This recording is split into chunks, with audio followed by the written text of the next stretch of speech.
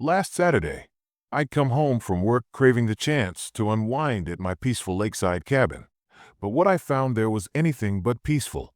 My hand-built boathouse, the very same I'd built with my own two hands over 2 years, had been turned into a full-fledged violation inspection center by a self-styled safety consultant named Patricia. She'd set up the full Monty with a collapsible table, laptop, and even a professionally printed sign, and now was demanding I install a flashing $15,000 flotation safety system because, apparently, my boathouse was unsafe. I hadn't even had a chance to pour myself a beer, and she was already shoving what looked like an official list of upgrades in my face. But here's the kicker. Those very life rafts she was demanding I add, they'd soon be her reluctant ride straight into the middle of the lake. Stay tuned to find out how that happened. At first, I was just confused. Then I was mad. I'd applied all the proper building codes when I built that boathouse. It wasn't fancy, but it was solid, designed for sunsets, fishing poles, and cold beer.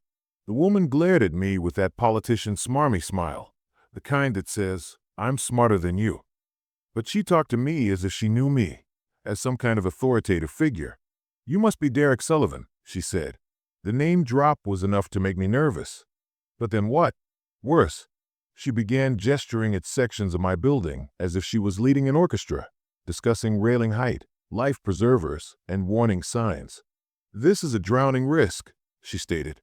She gave me a typewritten sheet of technical terms and county references that looked official, at least if you hadn't done your research. But something was off. Ever get that feeling that you're getting played? I did.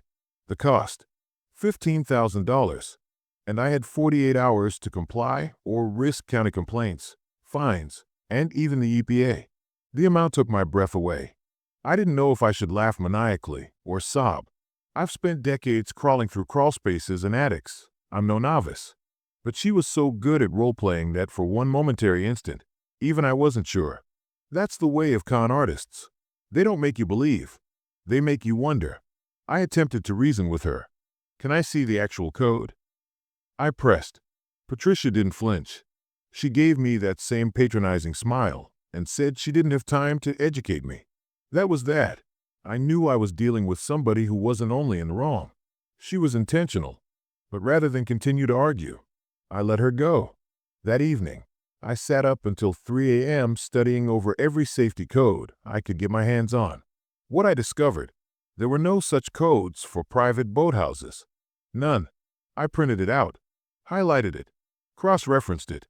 Patricia's entire report was a fabrication. But I had to listen some more. So I called my neighbor Rick, a local engine repairman who knows everybody. The instant I mentioned her name, he groaned. "She's been doing the same thing with other neighbors," he said. "And you know what? She used the same contractor each time. High fees, shoddy work. No licenses. No credentials." Equipped with the facts, I went up to her to confront her. She was nervous this time, especially when I showed her the county documents. Her response: "County codes are just the minimum."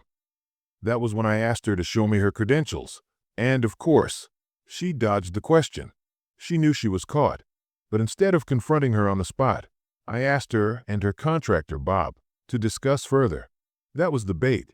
The next day, Bob showed up. Heavy boots, sketchy mustache, and an attitude straight out of a bad infomercial. He quoted me $18,000 worth of safety upgrades, a discounted $15,500 since I was so lucky to have Patricia as a friend. But I wasn't biting. I asked for a breakdown. The prices were ridiculous. Life vests marked up 10x. Dock lights at highway robbery levels. So while Bob rambled on, I called Rick and had him price check everything. The real cost: less than $3,000. And Bob's company? No license, no insurance, and a website that looked like it was built in 2002. It turned out they'd been running this same scam all along the lake, fabricating phony violations, intimidating homeowners, and profiting with outrageous repairs. When I called Bob out on it, his smile fell. "You get what you pay for," he snarled. Patricia threw in insurance and lawsuit threats. But this time, I was not intimidated. And the sweetest part is, remember those flotation devices she was so obsessed with? I bought some cheap ones at Walmart and used them to make a rickety raft. Then, in the middle of one of Patricia's routine inspections, I had her walk right into my boathouse, locked the dock, untied the raft, and gave her a gentle push-off into the lake. She floated off screaming, "I'm being kidnapped by a boathouse." And I just sat on the deck, drank a beer, and put some tunes on. So, still think all this was about safety. Or perhaps it was about control. Stay tuned next time. I've got oodles more HOA horror stories, DIY revenge tales, and scam-busting exposés up my sleeve. Leave a comment if you've ever had to contend with a Patricia wannabe. And don't forget to subscribe, because I promise you, things are about to get a whole lot nuttier. Last weekend, I came home expecting a peaceful night on the lake. But what I found instead was a woman named Patricia turning my DIY boathouse into a violation inspection station. Clipboard in hand and a smug smile on her face, she claimed I needed to install a $15,000 flotation safety system or face legal consequences. It sounded official, even urgent, but something felt off. And as you'll see, what started as a so-called safety review quickly turned into one of the most bizarre and satisfying forms of poetic justice I've ever delivered. She claimed my railings were too low. My signage was inadequate. My dock was a drowning hazard. She even threatened to file a report with the county and environmental agencies. All of it sounded real enough to scare most people into compliance. And honestly, I almost believed her. That is, until I did some digging. No such county codes existed for private boathouses. None.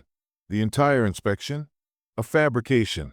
I called my neighbor Rick, who confirmed that Patricia had been pulling this scam on other homeowners too, with help from her sketchy partner, Bob, a contractor, who handed out padded $18,000 quotes for $3,000 jobs. They were running a fear-based extortion scheme, well-rehearsed and carefully coordinated. But here's the thing, I'm not most people. So, when they made their push, I feigned giving in. "You're right," I said to them.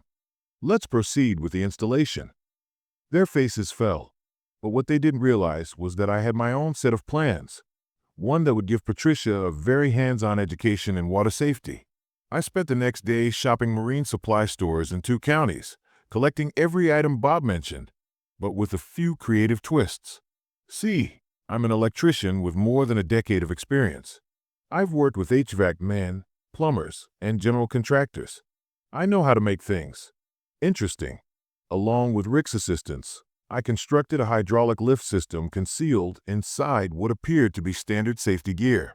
It was all legal, all up to code, and all intended to do one thing: transform my stationary boathouse into a floating trap. On the outside, I seemed to be cooperating, putting in flotation chambers, emergency lights, and life preservers. But behind the walls, hidden from view, were custom hydraulic systems and remote controls that would, upon command, lift the entire boathouse off its pilings and float it onto the lake. Patricia stopped by a few times throughout the installation, snapping at errors and berating missteps. Every time she snooped, we smiled and nodded, secretly tweaking the mechanism that would take her down. And then the last day, she walked in, clipboard in hand, and informed us she'd be performing an all-night safety check. Real-world testing, she labeled it. She packed coffee, a portable heater, and even an overnight bag. I couldn't believe my good fortune. She was actually willing to spend the night on top of her own trap.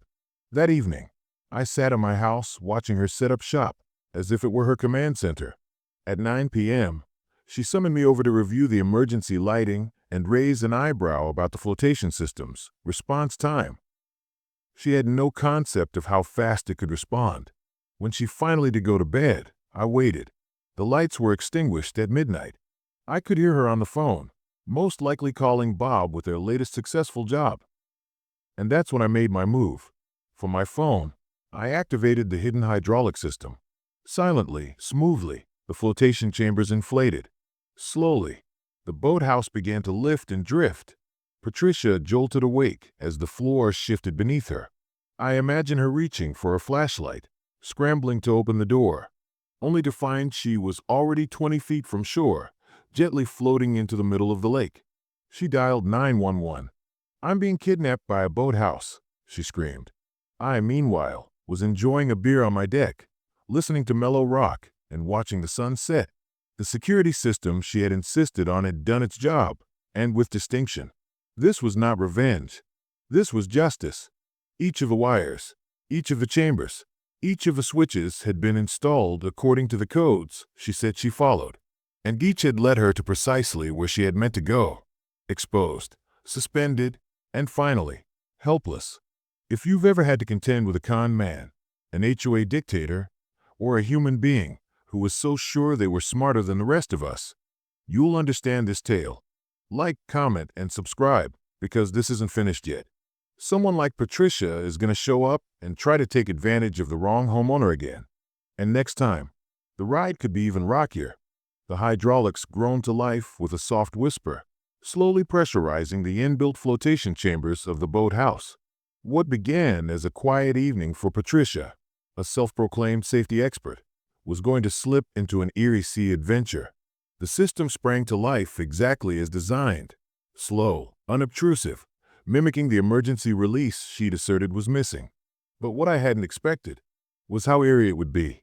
The entire structure was released from the shore like a ghost ship, gliding silently across from the land, its sole occupant, sleeping peacefully.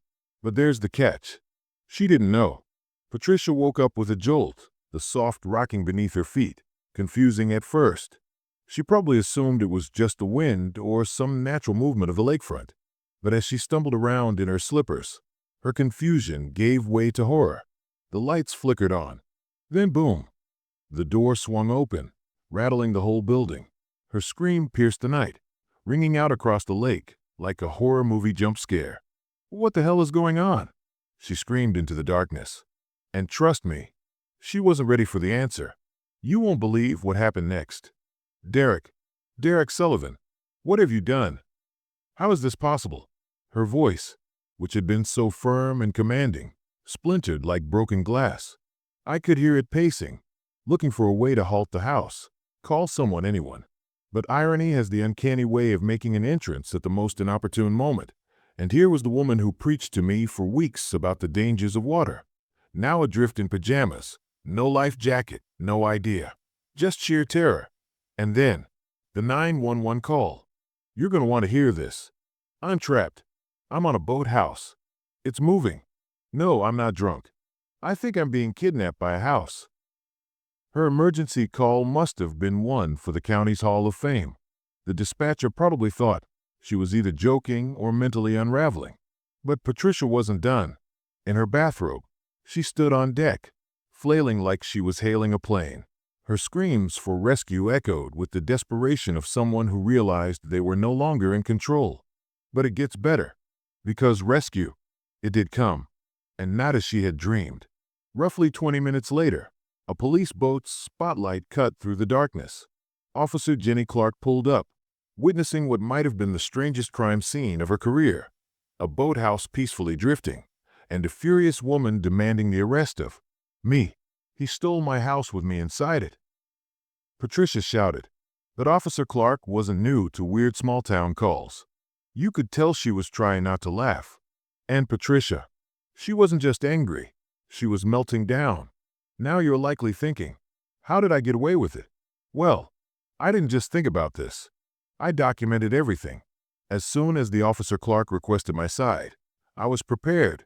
Recordings, emails, photos, complete timeline. "This woman," I told her, handing her a folder, "has been scamming homeowners on the lake. Bogus safety violations, bogus credentials, overpriced repairs using an unlicensed contractor." The officer's furrowed eyebrows informed me that she was beginning to put it all together. But then came the twist that I didn't even see. My quiet neighbor Harold Thompson rowed over in his fishing boat. You know the type, retired, bookish, keeps to himself. Turns out, Harold wasn't just a neighbor. He was a retired insurance fraud investigator with 3 decades of experience. "Officer Clark," he said calmly, "I've been watching Patricia too, and she's part of something much bigger." From here, things exploded wide open. Harold had gathered professional evidence, detailed case files, photographs, notarized statements. Patricia had hit at least 6 families with the same con. Phony violations, quick fixes, pay us quickly. And worst of all, Harold had discovered that she and her contractor were also making false insurance claims. They were operating a twin scam, robbing homeowners and insurance companies. What began as a personal prank became a criminal investigation. As neighbors began to arrive, stories poured out. Mrs. Wilson paid $3,000 for dock repairs, worth barely $300. The Johnsons, $5,000 on unnecessary equipment installed by unlicensed techs. Total damages, over $90,000. Patricia, once the intimidating authority on safety, now stood exposed as a manipulative fraud. And just when we thought it was over, a bigger storm began to brew. Officer Clark finished writing up her first report, but Harold wasn't finished. "This is not a local scam," he declared. "This appears to be linked to an organized criminal activity, one that could be doing this in other lakeshore communities throughout the state." Thus the prank was ended and a criminal ring was revealed. Patricia had drifted off into the night hours, believing she was running things. But the tides had changed, literally and metaphorically. Her fall from clipboard queen to criminal defendant wasn't simply justice. It was poetic. And you know why? Sometimes the best method for handling bullies is to allow them to drift away. What began as a nuisance in the neighborhood turned out to be much larger than we could have ever envisioned. At first blush, it seemed like just another scam. A persistent woman with a clipboard asking for exorbitant safety improvements on my boathouse. But when Harold Thompson, the unassuming retiree from down the beach, asserted himself, it all changed. He showed us something we never expected. This was an in-state fraud. This was the beginning of a multi-state network of insurance scams. Hang in there, because what ensued stunned federal agents. Harold's insurance industry contacts alerted federal agents. The further they dug, the deeper the rabbit hole became.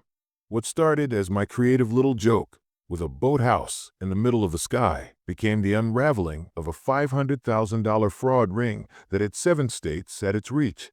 And the leader? Patricia Reynolds. Though that wasn't even her actual name. Ready for the twist? She wasn't Patricia after all. Her actual name was Margaret Patricia Wilson, a professional con artist with convictions for fraud in 3 states. She created an entire identity based on bogus safety certifications, preying on tiny lakeshore towns, where homeowners were afraid of insurance liability, but didn't have convenient access to verification tools. It was a master scam, and it succeeded. Until our bit of boathouse trouble. The scam was bigger than we had ever dreamed. Margaret had hired a minimum of 20 bogus consultants, all operating as safety specialists. Along with a seedy network of unlicensed builders and crooked insurance adjusters, they formed a crime machine. This was how it worked. They'd extract phony safety upgrades from unsuspecting homeowners, overcharge them, and then submit insurance claims on the back end, frequently for work never completed or done badly wrong. Yes, they weren't stealing only money. They were also making homes unsafe. Sheriffs uncovered faulty life jackets presented as high-quality equipment, electrical installations that breached fundamental safety standards, structural modifications that weakened docks and homes. These weren't scams. These were hazards to lives and property. And all of it revealed because a boathouse floated into action. As soon as the federal authorities stepped in, the operation started to unravel quickly. Patricia's phone records revealed connections to 4 states' corrupt adjusters. Bob, her would-be contractor, wasn't licensed anywhere. 12 operators, all posing with stolen credentials, and millions of attempted fraud averted just in time. What ensued? Justice. Swift and strong. Patricia was struck with federal counts, insurance fraud, racketeering, mail fraud, each of which came with significant prison time. Her assets froze. Her bogus consultant business closed. Her website brought offline. And yes, the pink bathrobe likely got seized too. Bob and his crew, getting hit with more counts for jeopardizing public safety and making false business registrations. The irony didn't escape investigators. The bogus safety experts had caused real safety risks. And then, something beautiful happened. The fraud exposure didn't merely deliver justice, it empowered our community. The insurance firm Patricia had been scamming paid reward monies to all who assisted in the uncovering of the scheme. The case was adopted as a best practice example for training agents to recognize and knock down comparable schemes. Media outlets dubbed it the floating boathouse sting. I was interviewed on television. Harold, he was a bit of a celebrity, consulting fraud cases in retirement. Even better, the safety modifications did their job. In the absence of the hydraulic prank mods, the flotation system I added proved to be actually useful in storms. Evening fishing was safer with the new lighting. The railings kept the falls at bay. It proved a point. Actual safety doesn't have to cost money or be illegal. You only need honest professionals, not fraudsters who claim to care. And the myth of the boathouse continues. Residents enjoy reliving the tale at summer barbecues after a few beers. Remember the night Patricia believed she was kidnapped by a flying building? There's even a sign on my dock now. Safety inspected. Scammers will be floated. It never fails to bring a chuckle. But under the humor, there's a genuine lesson. Scammers do well when folks are scared and uncertain. They masquerade as authority and take advantage of good intentions. But when neighborhoods push back, record everything, share notes, and call them out, they lose their mojo. In our instance, poetic justice cast off on a lake. And sometimes that's all it takes. So if someone ever comes knocking with a clipboard and a forced smile requesting thousands of dollars for your safety, just recall, the most lethal thing on a lake isn't the water. It's the con claiming to save you from it. Have you ever been hit with a scammer relying on fabricated authority or manufactured crises? Share your experience in the comments. I read them all. And don't forget to like, share, and subscribe for more crazy stories from lakeside living, where every now and then, even the boathouse turns on you.